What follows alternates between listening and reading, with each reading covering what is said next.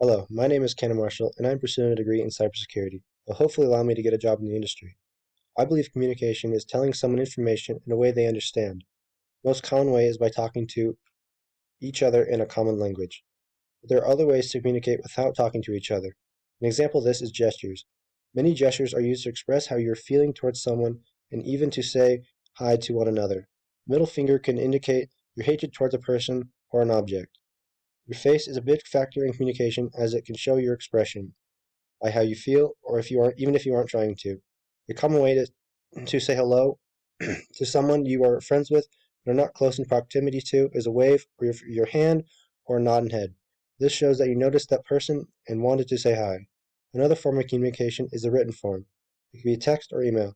This is a fast way to communicate with somebody you are not currently around. Professional communication is telling someone something in a formal way in a common language. Professional communication happens when you are talking to your boss or coworkers or when something serious is happening. When communicating, you aren't going to be swearing or using slang. While being professional, you might use different hand gestures like shaking someone's hand when you first meet or by using your hand while talking to show your engagement in the conversation. While engaging in professional text or email, you cannot misspell words or use acronyms. You also need to use correct punctuation and grammar. Formal conversation and professional communication have a lot of similarities but a lot of differences. There's a time and place to use both, and we need to know when to use each.